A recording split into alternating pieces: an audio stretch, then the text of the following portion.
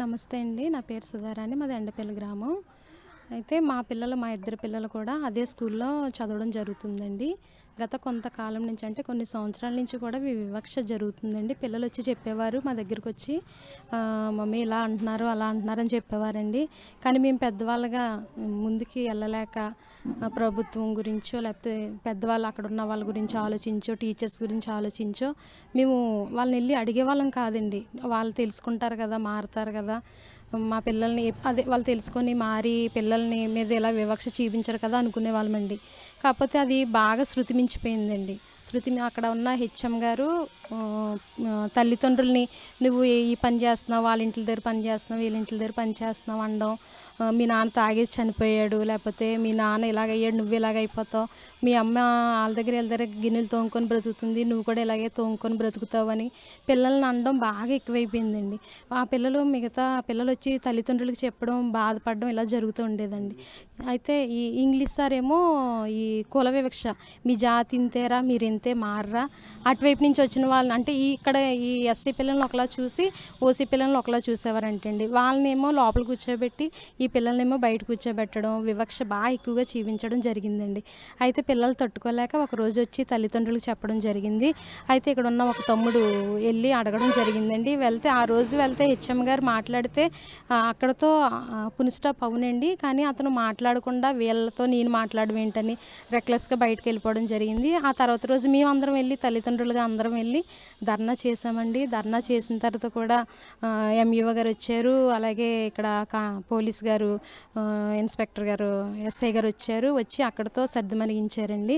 సర్దుమణిగిస్తే మేము కూడా వాళ్ళు చూసుకుంటారు కదా, అధికారులు వచ్చారు కదా, ఇది ఒక సమస్య, ఈ సమస్య పరిష్కారం జరుగుతుంది కదా అని మేము కూడా అక్కడ ధర్నా విరమించుకొని రావడం జరిగింది. ఆ తర్వాత రోజే ఎంఈఓ గారు కానీ వీళ్ళ పోలీస్ శాఖ కానీ ఇక్కడ ఏ వివక్ష జరగలేదు, ఇక్కడ పిల్లలేదే తప్పు, పిల్లలు గొడవలు ఆడుకొని ఇది ఇంత చేశారు, అసలు టీచర్స్ ఎవరు ఇలా చెప్పలేదు అని స్టేట్మెంట్ ఇచ్చారండి.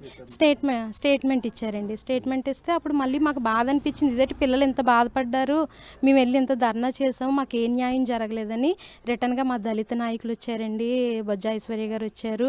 మేమందరం కలిపి కంప్లైంట్ ఇవ్వడానికని స్టేషన్కి వెళ్ళి పిల్లల తల్లిదండ్రులని మేము దళిత నాయకులు అందరం వెళ్ళి కంప్లైంట్ ఇవ్వడానికి స్టేషన్కి వెళ్ళామండి. స్టేషన్కి వెళ్ళిన తర్వాత కంప్లైంట్ ఇచ్చాము. ఎస్ఐ గారు కూడా మాకు బాగానే సపోర్ట్గా మాట్లాడి నేను చూస్తానమ్మా, మీరేం బాధపడద్దు అని చెప్పారండి. ఆ కంప్లైంట్ ఇచ్చిన తర్వాత రోజే మళ్ళీ ప్రెస్ మీట్ పెట్టి ఎంఈఓ 1 గారు 2 గారు ఎస్ఐ గారు ముగ్గురు కూర్చొని స్టేట్మెంట్ ఇచ్చి అక్కడ ఏ వివక్ష జరగలేదు, ఇక్కడతో ఇది అయిపోయింది గొడవ అని చెప్పేసి సర్దుమణిగించారండి. తర్వాత ముందే మేము వెళ్ళి ధర్నా చేసిన ఆ తర్వాత రోజే వాళ్ళు ట్రాన్స్ఫర్ చేశారండి. ట్రాన్స్ఫర్ ఎలా చేశారని మేము సందిగ్ధంలో ఉన్నామండి. కాకపోతే వాళ్ళని ఎందుకు ట్రాన్స్ఫర్ చేశారని అడిగితే ఇక్కడ గొడవ సర్దుమణగడానికి చేసాం తప్ప వాళ్ళు ఎటువంటి తప్పు లేదని చెప్పారండి. కేసు పెట్టలేదండి, వాళ్ళ మీద ఏ యాక్షన్ కూడా తీసుకోలేదు. అంటే తాత్కాలికంగా ఇంకా డిసెంబర్లో జరిగింది, జనవరి, ఫిబ్రవరి, మార్చి, ఏప్రిల్లో తర్వాత మళ్ళీ హాలిడేస్ ఇచ్చేస్తారు. తర్వాత మళ్ళీ వాళ్ళు ఇక్కడికి వచ్చేసే అవకాశాలు ఉన్నాయండి.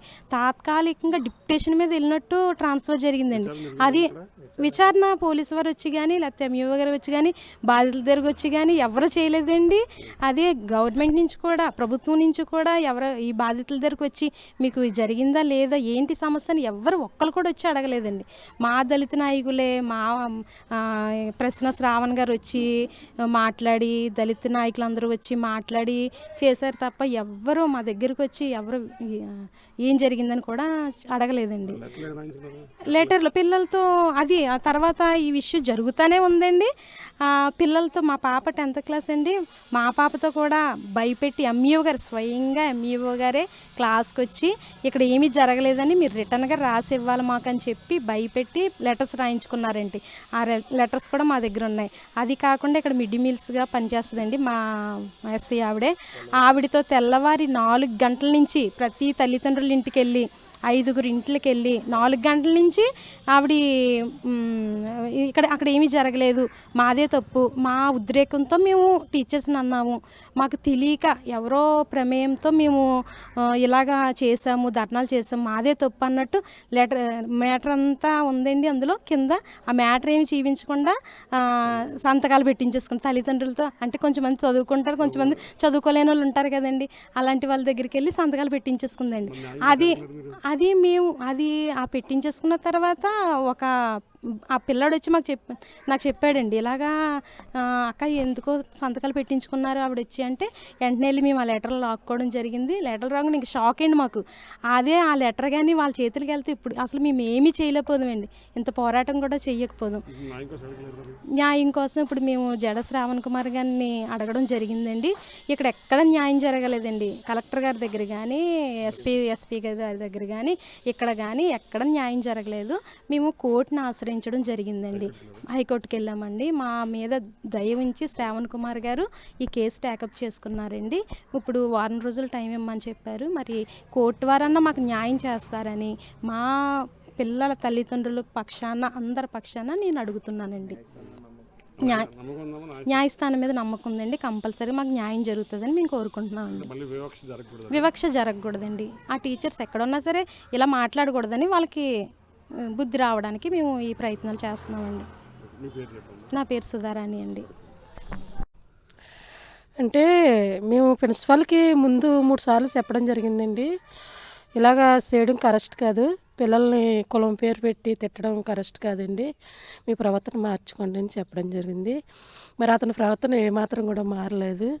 మరి 4వసారి మేము వెళ్ళడం జరిగింది.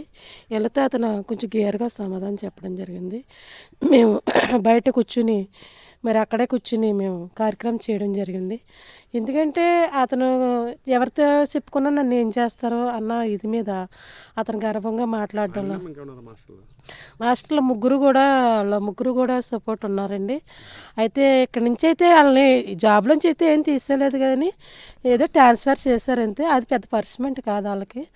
మరి ఇలాగ మేము కోర్టులో కేసు చేయడం వల్ల చట్టం ఏదైనా సరే చట్టం నుంచి ఎవరు కూడా తప్పించుకోలేరు. చట్టం చేసే పని చట్టం చేస్తుంది, ఎవరికి చట్టం చుట్టం కాదు. అందుకని చట్టం చేసే పని చట్టం చేస్తుందని చట్టం మీద నమ్మకం పెట్టుకుని మరి మేము కోర్టులో కేసు చేయడం జరిగింది. న్యాయం జరగాలనేసి మేము డిమాండ్ చేస్తూ ఉన్నాము. ఎందుకంటే పిల్లలకి ఇప్పుడు అక్కడ చదువు ఎలాగున్నదో ఏటన్నది కూడా వాళ్ళు కొంచెం ఇదిగానే చేస్తూ ఉన్నారు ఇప్పుడు కూడాను. అయితే కొంచెం దాని మీద కూడా దృష్టి పెట్టమని మరి పవన్ కళ్యాణ్ గారు నియోజకవర్గంలో ఏదైతే ఉన్నదో మరి ఇక్కడ అన్నీ బాగా జరుగుతున్నాయి, అంతా సహజంగా జరుగుతుందని చెప్తూ ఉన్నారు. కానీ ఎక్కడ స్కూళ్ళు ఏవైతే ఉన్నాయో, పిల్లల పాఠశాలలు ఎలాగ ఉన్నాయో మరి పవన్ కళ్యాణ్ గారు ఒకసారి దృష్టి పెట్టి చూడాలనేసి మా డిమాండ్. బాగా వ్యవస్థ ఏదైతే ఉన్నదో దళితుల మీద ఎక్కడుంటే అక్కడే ఇదిగా ఉన్నది, కానీ అది ఏదైతే ఉన్నదో పిల్లల దాకా వెళ్ళే పరిస్థితి వచ్చింది ఇక్కడ. ఎందుకంటే ఫస్ట్ నుంచి కూడా ఉన్నది, మా తాతల ముత్తాతల కాడి నుంచి కూడా ఉన్నది. ఆ వ్యవస్థ ఎక్కడా కూడా పోలేదు. పోతుందమ్మని చాలా మారిపోతుందమ్మని మేము ఎదురు చూస్తూనే ఉన్నాం. కానీ ఇప్పుడు కూడా దానికి వెండింగ్ అంటే ఇది అవుతలేదు. కానీ ఇప్పుడు ఏదైతే ఉన్నదో వాళ్ళ తల్లిదండ్రుల కాంచి వచ్చింది అది. ఆ తల్లిదండ్రులు పిల్లలకు చెప్పడం వల్లే ఇప్పుడు కాపుల పిల్లలు ఏదైతే ఉన్నదో ఆ పిల్లలు వాళ్ళతో చెప్పడం వల్ల పిల్లలు కూడా ఇలా తయారవి ఇక్కడ స్కూల్లో మరి మీరు మాలోళ్ళు, మీరు ఏం చేస్తారో, మీరు పెద్ద పుడింగిలా అని పిల్లల్ని మానసికంగా ఇది చేయడం వల్ల పిల్లలు వాళ్ళ చదువు మీద ఆ ప్రభావం పడడం వల్ల మేము ఆ పిల్లలు బాగా చూడలేక మేము వెళ్ళి చిన్న విషయమే కదా పిల్లలు, మళ్ళీ మా పిల్లలు వచ్చి ఇక్కడ చదువుకోవాలి కదా అన్న ఆలోచన మీద మేము పెద్ద రాదంతం చేయలేదు. పోలీసు వారు వస్తే పోలీసు వారికి అప్పచెప్పడం జరిగింది.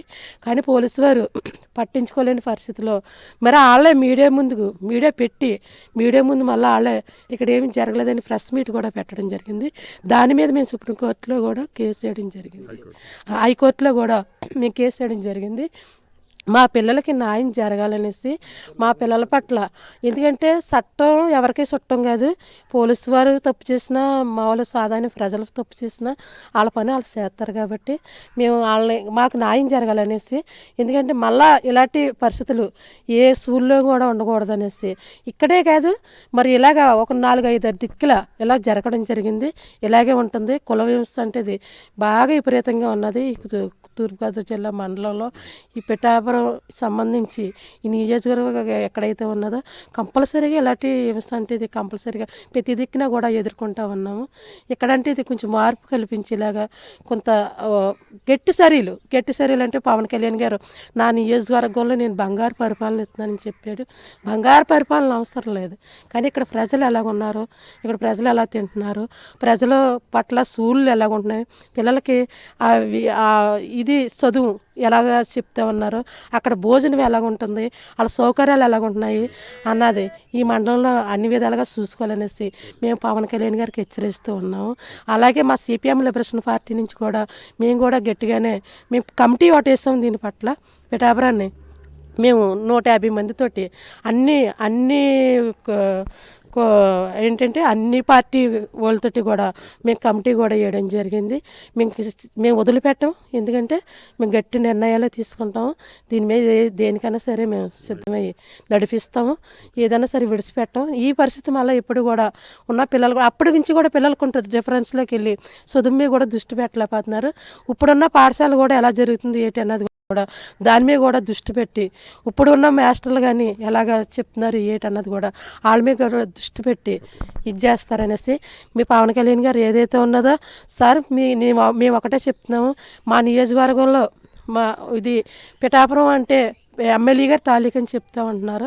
ఎమ్మెల్యే గారు తాలూకా అంటున్నారు, కానీ దాని తగ్గ ఆలోచనలు కానీ దాని తగ్గ డెవలప్మెంట్ కానీ ఏమీ లేదు. చాలా విధాలు అన్ని ఆర్థికమైన ఇబ్బందులు అన్నీ కూడా ఈ కొత్తపల్లి మండలంలోనే ఉన్నాయి.